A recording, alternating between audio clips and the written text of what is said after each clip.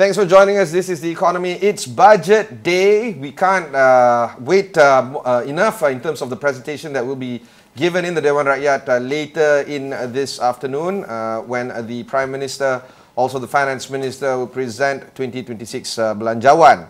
And of course, we will unpack every single element and aspect of the budget 2026 as it transpires with my colleagues Najib Aruf as well as Harith Ashraf Hasnan later at 3 p.m. But in the meantime, we need to also unpack the kind of expectations and the kind of understanding when it comes to tax sustainability, increasing income for the nation, and of course, improving governance and oversight of how we're going to spend public funds moving forward. So joining this particular conversation is an old friend of ours, but young at heart, of course, is Dr. Veerinderjeet Singh. He is the KPMG Senior Advisor on Tax Policy, as well as the Vice Chair Global on Tax Commission. Dr. V, very recently you wrote a very lengthy article when it comes to tax sustainability framework. What caught my attention was on the idea on not just the technical aspect, but the whole idea on communicative and engaging element aspect on the tax framework. So we'll unpack one by one, but let's start off with the whole crux of the article that you wrote on tax sustainability framework. Let's go through with that. Thank you. Thank you for inviting me to this particular session. We go back a long way, but in the end of the day, I think it is very important for us to share all these things that are happening in terms of the economy and so on. So this tax sustainability framework is simply about, we always look at the budget as a one-year event. And then every time when the budget comes out, we are all having our shows like this and many others, and then we unpeg those various issues. Then we prepare a wish list for the next year. The question at the end of the day is, many countries around the world don't have this kind of, let's just say, circus that goes on about the budget. And we don't always have these wish lists coming out. And you find that in many countries, many commentators just look at it as a very small part of the whole framework, right? The framework really is the economy. The economy, we already have the Malaysia plan announced and so on and so forth. So the question here at the end of the day, when you look at the tax sustainability framework that I am talking about, it is about coming out with a longer term plan and not necessarily about imposing taxes. It's about enhancing what you already have, using what you already have, extracting more revenue from what you already have, rather than introducing new measures, and then telling us all about how you plan to do that over a sequenced period of time. And this can include increasing collection by improving compliance, using data crunching, data analytics, and so on and so forth.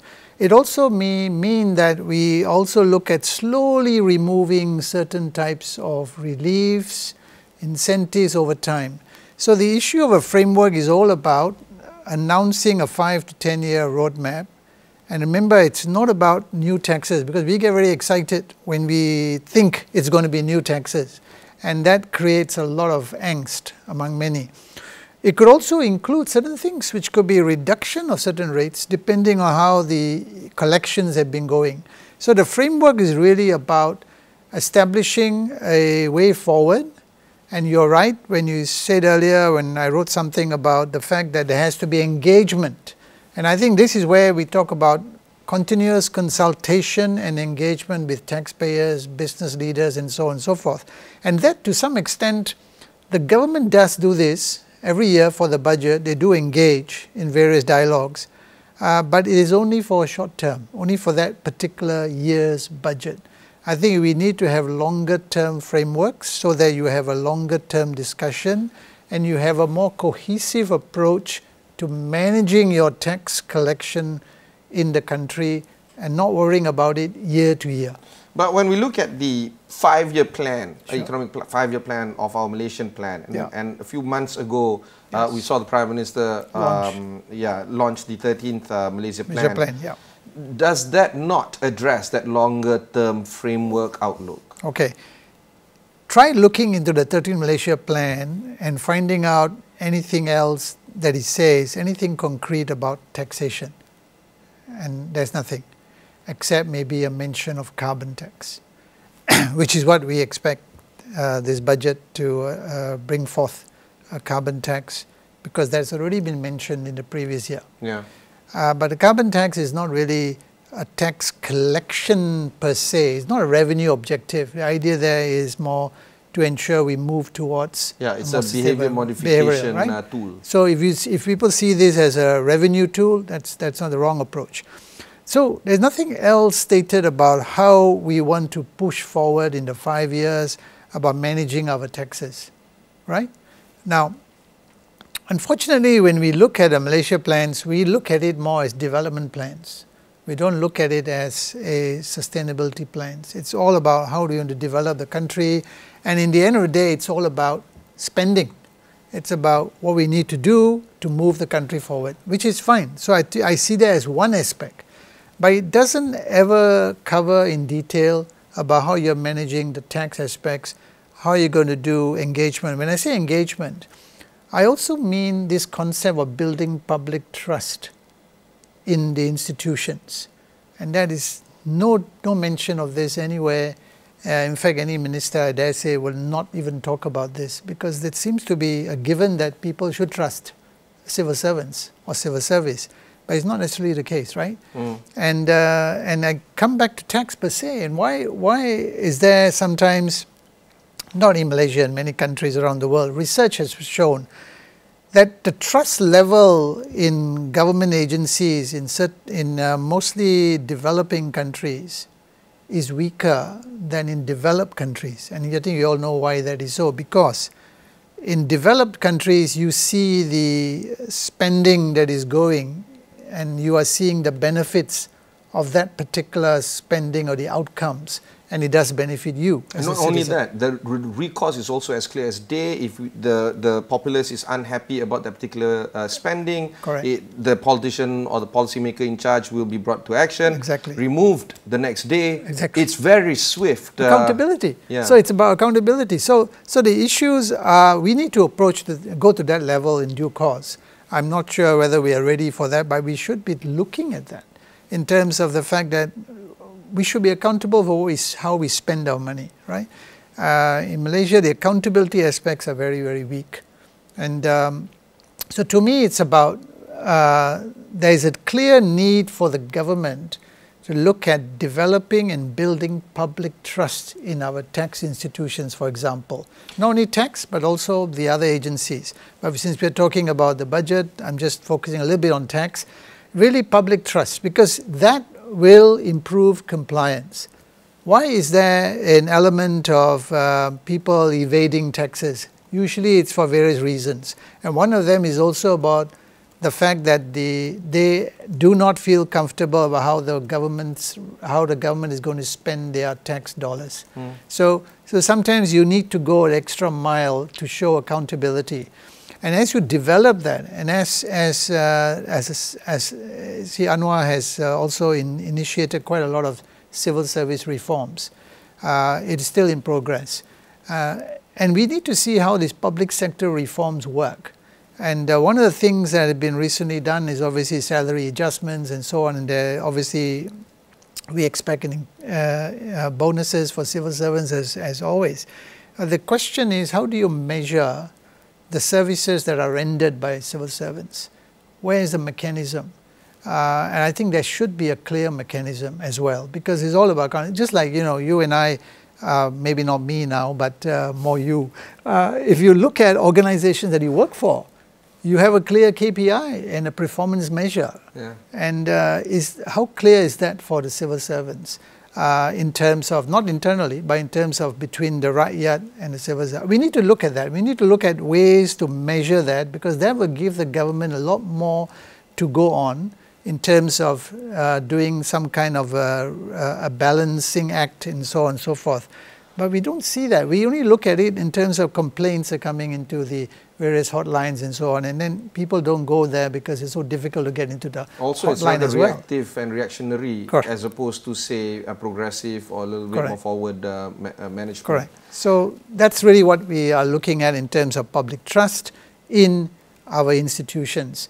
And I think we have, we also do have to say that if you look at the Inland Revenue Board, perhaps Inland Revenue Board, many of us see it as one of the more efficient agencies. It depends who you talk to. Also well hated, but when it comes to operational efficiency, I don't think not many people are going to contest that. Yes. In fact, because of that. Yes. So I think it is a well-run organization, and I'm not saying that because I used to work there years ago after graduation, but the point is it has done well, and they are doing a lot in terms of technology, tools for the taxpayers. They are creating more things online. Yeah, but right? But it's just impacting a narrow slither. Okay, then we come back. We come back to this issue because the tax base is very narrow. Exactly. So now we come back to this other issue on sustainability, which is, look, when you talk about tax sustainability, it's not only public trust. It's also about the base. It's also about how you spend. It's also about what incentives you give, right? So it's a culmination of a lot of issues. So let's look at the base. The tax base in Malaysia, well documented, narrow. Okay, and we can talk about this for something along the lines of 12% of GDP. Something like that? The tax to GDP ratio, yes, about 12. We continue to talk about this. The question, therefore, at the end of the day is, if it's 12% ratio, do we have a target to say by within 2 years we move it to 14 or 15? We don't. We have a target on fiscal deficit, we have a target on household income, household debt. That's what we want, right? But maybe we should also start setting this as well, right? But the point was, we continue to be at that level, 12 or so, for how many years? So, and yet we find that tax revenue collection is going up, right? In line with GDP increases and so on. Yeah.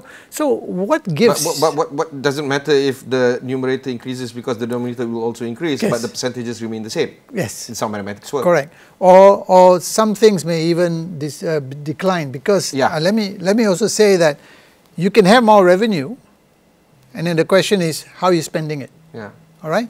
And if you spend it in new projects that come out, because I think this sometimes does happen. For example, we had floods in in various parts of the country and so on. So you're going to have contingency funds to help that. That's fine, because all governments have contingency allocation. For disaster allocation. But sometimes new things come up and the money then gets moved out to another area. So the question, therefore, at the end of the day is, shouldn't with an efficient tax collection agency that we have in terms of the IRB, revenues are going up, and question therefore is how we're managing our spending, right? I think we can't blame the Inland Revenue. Inland Revenue Board is doing its job, right? Of course, some people would say that taxes are being imposed on everyone, businesses are being pushed to the crunch in terms of all these things. We'll come to that subsequently, but that's growing pains. Yeah, but the core issue is on the spending and the accountability aspect of it. So I come back to the base, since we raised the tax base. Tax base is narrow because we have about 15% of the workforce are paying income taxes, and that one is historical because we have high exemption levels, which means that if your income is up to a certain level, you don't have to pay taxes. Only when it reaches, let's say, 3,000 a month or something equivalent, you pay.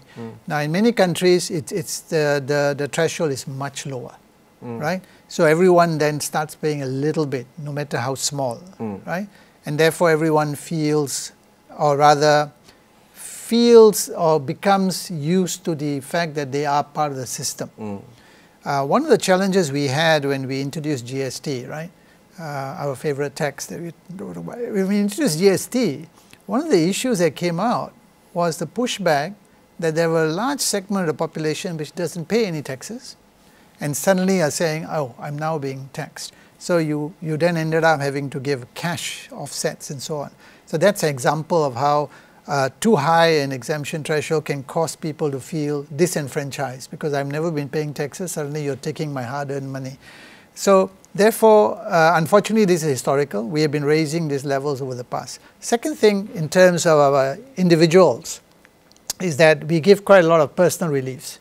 And I think that's been something I've said many times. Yeah. And we need to curtail that, not to say remove it altogether, but curtail it. Just why do you keep adding on more and more reliefs? Because only 15% of the workforce pays income taxes.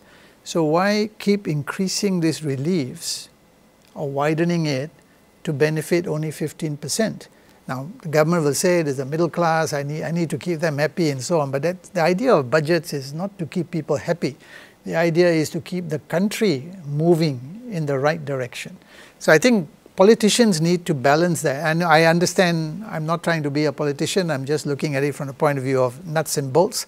So these are the other challenges. So you end up giving a lot more personal reliefs, and that reduces your tax base further. But I want to talk also about the other collective measures that are being done in tandem, including that of the minimum wage policy, the progressive wage white paper. So we come back to this issue of raise the floor, raise the ceiling, and so on, which are actually very... Which is the central tenet of the Madani economy framework. Exactly, actually. And that framework has got, as the three aspects of it are the right approach. From my own perspective, I think is the right approach.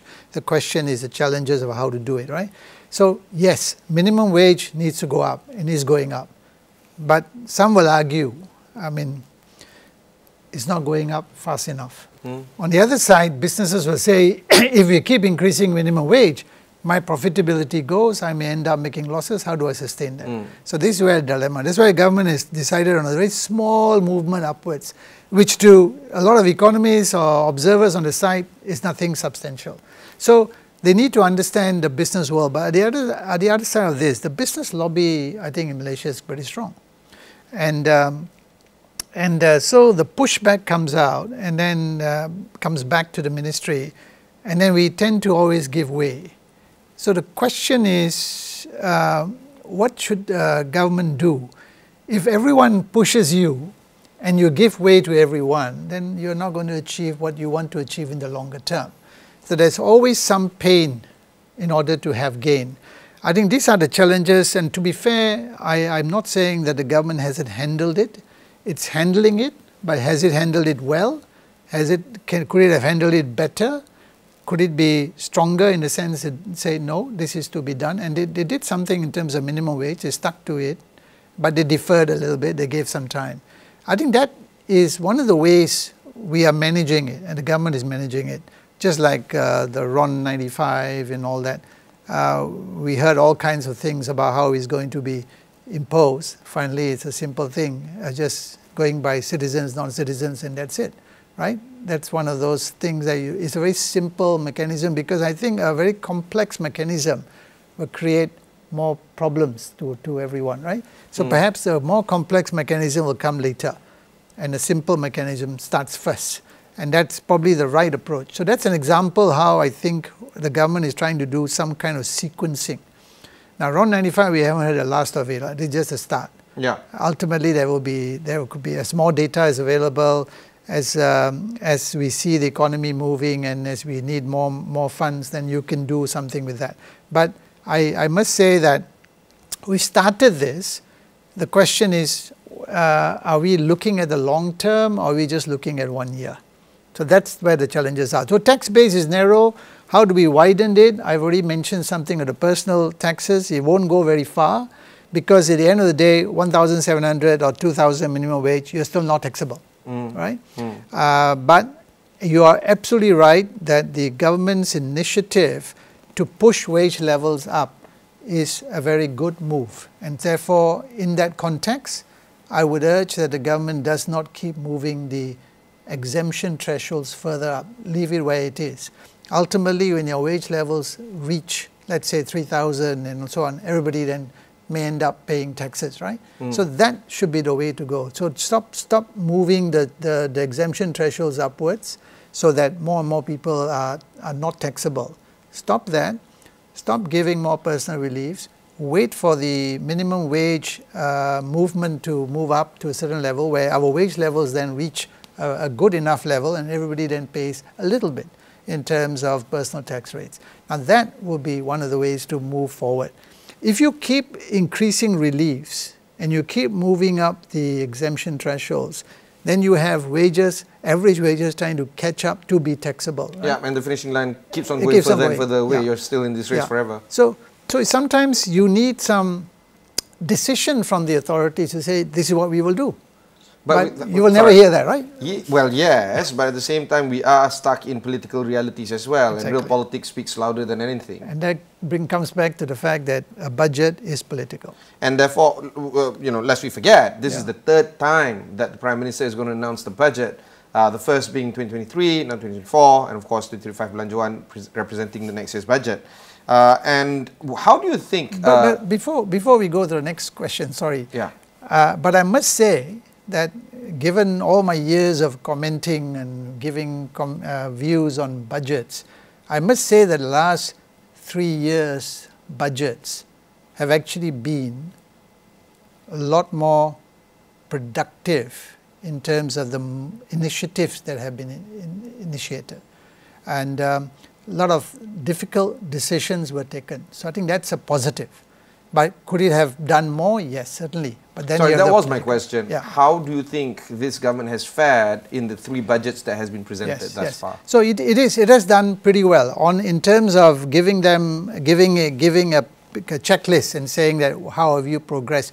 In terms of tax sustainability aspects that I'm talking about, and in terms of subsidy rationalization, all the pain points that we don't have you moved the needle? Yes, the needle has moved. And is this much to the credit of the friends that we have at the Treasury, under the leadership of Dr. Johan even? Yes, Dr. Johan, I know him very well. And I think we have a Secretary General of the Ministry of Finance, which is the most competent person I've ever come across in terms of my past dealings. Yes, credit has to be given to the Ministry of Finance, and I think they're handling it well, no doubt. You sit down and talk to someone in the business sector, will complain about SST and all these things. Yes, some things could have been done better, but not everything can be solved immediately, right? So yes, due credit to the government for taking some decisions in terms of reforms. And one of them is about our tax incentives, and that has taken a bit longer. But the framework is coming out and so on and so forth. I think moving in the right direction, but sometimes we feel it's very slow. For example, the incentive framework reform was something talked about 3-4 years ago, but it's been taking quite a while. But it is there, it's moved in that direction. And so the challenge for us is continuing to become a nation that is going to be attractive to potential investment, as every other country in this region wants. And that brings us to another dilemma in terms of how governments or countries try to outrun each other, right, in terms of getting to the dollar. So getting the investment dollar. So when you do that, you end up with giving a lot away. And sometimes you decide to give a little bit more attractive incentive to draw the investment dollar. And this is where I think governments need to be given some room to move. And this is where I think Malaysia is starting to move towards, because we started introducing 0%, 5% tax, and then 10% for later years. And that is a very great thing to do compared to straight 0% for 10 years, which was not really feasible. We'll go for a short break. When we come back, we'll continue on with our conversation with Dr. Veerinderjeet Singh.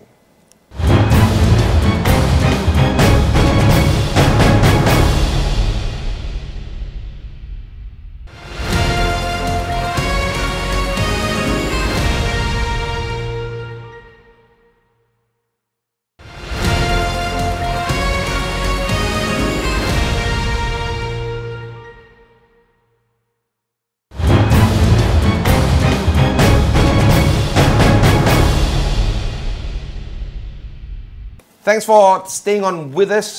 This is Budget Day presentation here at The Economy. I have with me Dr. Veerinderjeet Singh, or Dr. V, the Senior Advisor of Tax Policy at KPMG Malaysia. One thing, Dr. V, that I want to explore is on your other role as the Vice Chair of the Global Tax Commission at the ICC, or the International Chamber of Commerce.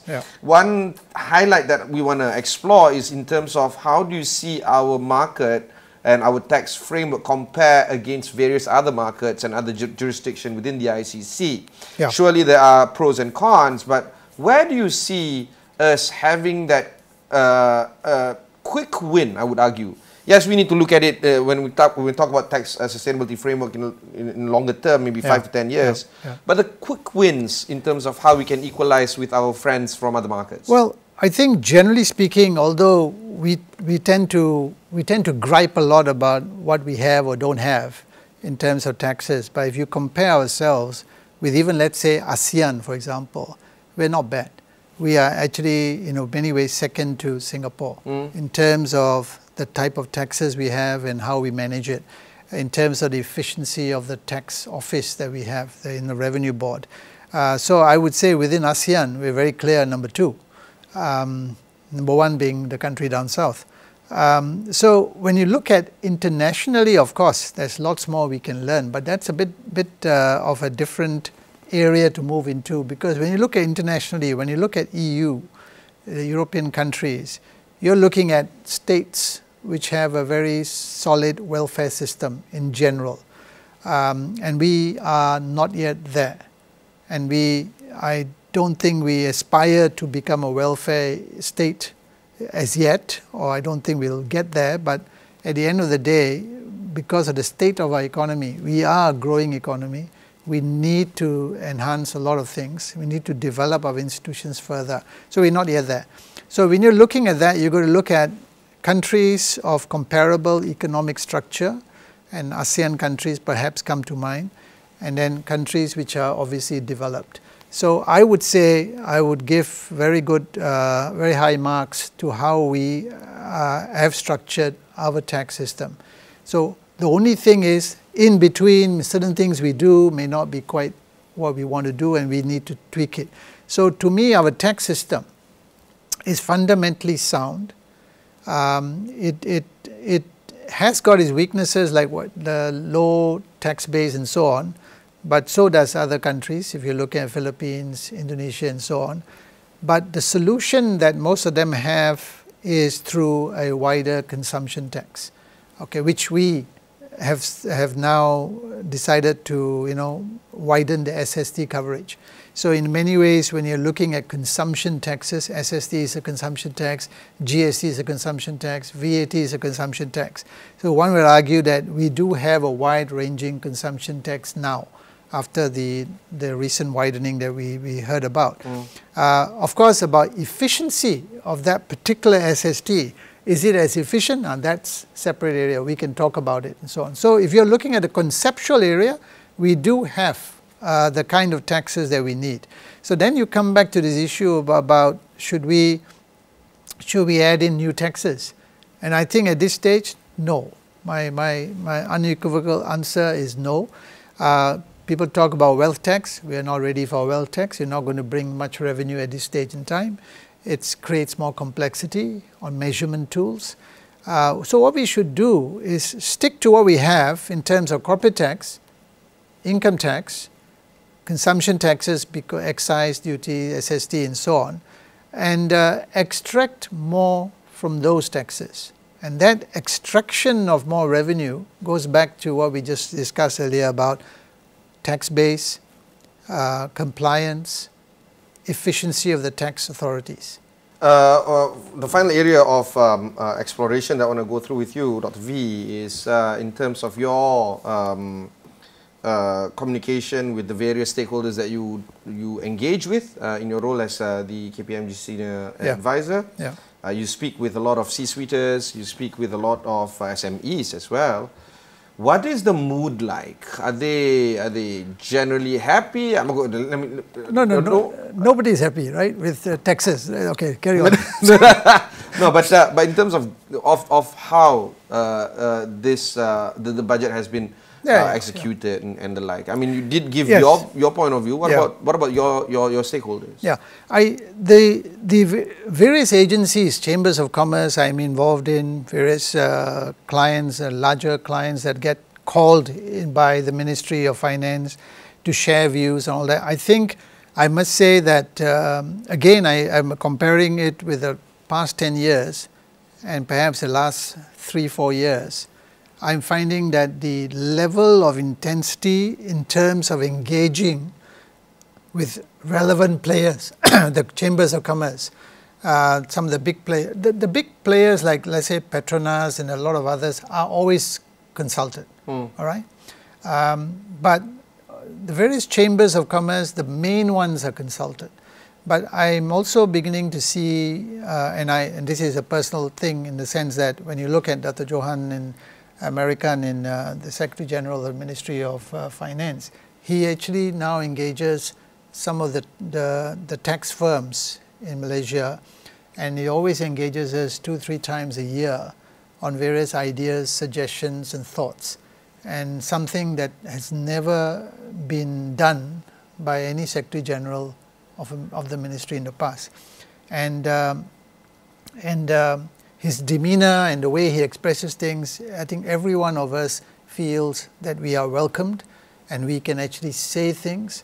And I must say that not only now, but even in the past, you find that the ministry is open to constructive criticism. Yeah. And this is particularly so in the last 3-4 years. So I think consultation has been good, has been extensive. Yet when you look at some people in the smaller chambers of commerce, they will then say, oh, I wasn't consulted. But look, you can't consult thousands of chambers, right? You can consult the main ones and widen it a bit. So I've been involved in a number of bodies or chambers of commerce as well, and we've been invited to various events. So I must say consultation is there. The question, of course, is how deep should a consultation be? Sometimes the ministry cannot share every little detail nut and bolt, right? Can only talk about the conceptual stuff. So I think in that sense, I must conclude that it's been a very fair, extensive amount of consultation, and that is positive for the government, and that has to be kept going. And but the challenges are when you have consultation, invariably you have a wish list coming out.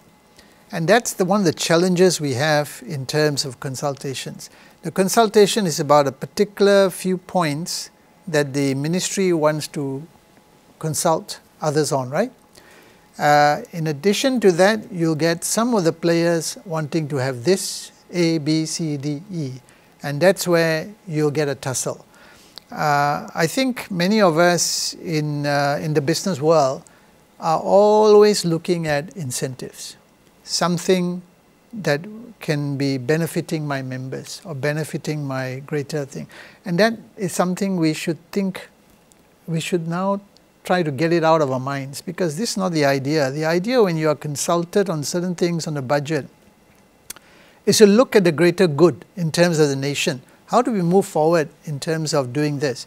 The moment you think that this is going to be a 3% increase in the tax rate, is going to burden me, you give a pushback.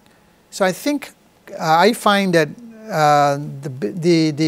the wider audience in terms of the business community needs to sometimes not think of themselves being impacted. You should think of the nation's well-being. And in that sense, I think the larger players in Malaysia, I think the larger listed companies that are consulted, do show that initiative. They do show that they are not looking at what's the impact on their bottom line. They look at it from the bigger picture, but majority do not see that way. So I think we all need to have a mindset that the government is consulting you not because they want to know what you want. It's more about what the nation needs. And therefore, issue is we should be giving our views in terms of what is good for the country going forward. So consultation is there, adequate, but I think mindsets of people needs to be improved so that we look at building a nation together, pain that comes along with it, and ultimately we hope to see the fruits of our labor in terms of moving the country forward. And but the challenge will be always for the government is to sequence things rather than throwing everything in 1 or 2 years. For example, every new increase that comes about is done in 1 or 2 years. That is not sustainable. Yeah. Yeah. Sustainability is all about spreading it out. And being consistent throughout the whole time. Yeah. And being consistent, yes. Spread it out, but you have one bizarre thing after another. But I come back to another point about e-invoicing, for example. When e-invoicing was, and we've got pushback, then you increased the you lengthened the timeline and all that. Yeah. Was that good? Was that bad? I think the jury is still out. Yeah. Some of the businesses will say it'll take me time, so I'm giving you more time. But in the end of the day, is that really true? Because you want to focus on your business. You don't want to do this compliance thing. So sometimes it's about biting the bullet and just doing it. But yes, it's about sequencing, so the government needs to be having a better picture, better view on this. Because sometimes one agency, sometimes it's a few agencies. And agencies do not tend to talk to each other, and this is one of the weaknesses we have in terms of our government as well. So if you have all agencies understanding, the classic example we always have is this thing about Tenaga, about telecoms and so on, when they're digging up certain cabling in the past, remember? Digging up the cable, and next day another one comes out to dig up, and that's the kind of thing that continues to exist. And how do we work together to ensure we do it all at one go? And that should be the way we should be moving forward in terms of this. And the other thing comes back to this issue about our so-called shadow economy. And when I talked about the tax base earlier, the grey economy, shadow that economy. continues to be an area that... Strange, because in the age of digitization and digital money... Yeah, so e-invoicing. If you make e-invoicing compulsory for all, which I think is the idea. It is, but the execution timeline is again a moving target. Yeah, so for those who are about 150,000 and below turnover, there's some kind of exemption. So you cannot give exemptions. You can push it forward. Ultimately, I think the idea is to bring everybody in. Once you have all that in, and you have a view of all invoices being issued by all businesses. Now, this is a thing. Will we have all businesses incorporated? In the e-invoicing thing, you got to be very careful, because some people do their own little business on the side and issuing invoices without going to a company, and it still happens. So how do we capture that kind of stuff? So assuming you have all businesses in the net, then I think we have a very efficient solution to ensuring that even the shadow economy could be curtailed, but there's no such thing as 100% curtailment, but you can then have the things. That's why I have said that e-invoicing, if it's fully implemented, well implemented, and you're given solutions to the lower income group which run small businesses, then I believe we can stop talking about a GST and so on and so forth. Yeah. Because ultimately that will give you a full picture of total sales made in the country, and you then have a better picture of it, and you can go for those and curtail the shadow economy in a very effective manner. Now, the jury is still out as to whether we can do that, but we are in that journey. So that would be a very effective tool for us. And so for somebody that is impatient like me, you can imagine the kind of irritation that I have to witness before my eyes. But a good reminder from the conversation that we're having this morning is that we are heading in the right direction. We are. I mean, if a polling question is as simple as are we heading in the right or wrong direction, we are. We are. It's just that at the accelerated rate or at a pace that could be done in more speed. Remember, as always, human behavior in between changes things sometimes. But anyway, we are heading in the right direction. Distilling this conversation to maybe 2 or 3 bullet points, what are the 2 or 3 things that you're looking forward to when the show starts this afternoon? I think this year we don't expect any real substantive tax measures, because the budget is not about tax alone. It's actually about the economy. And other than carbon tax, which was already announced, so it's not a secret anymore, I do not expect anything major to come out, but I do expect some focus on enforcement, on enhancing compliance, and perhaps even when you look at customs in terms of all these anti-smuggling activities to be further strengthened. That's crucial.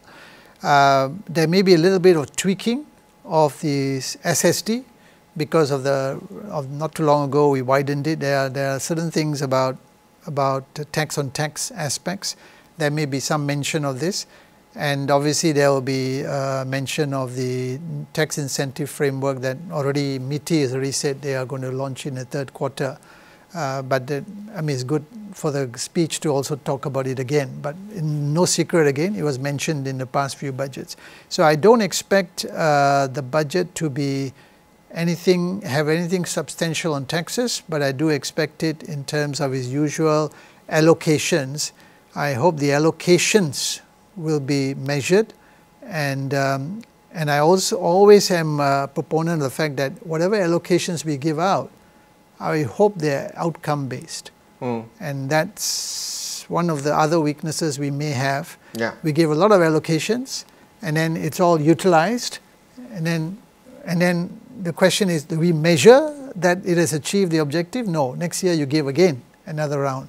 So that's the other aspect of spending that I mentioned earlier about outcome-based tools to ensure that whatever we are spending is actually spent well. So it comes back to accountability, comes back to public trust. I hope the budget will probably reiterate some of this in a more coherent manner, other than talking about subsidy rationalization, all that stuff. Yeah.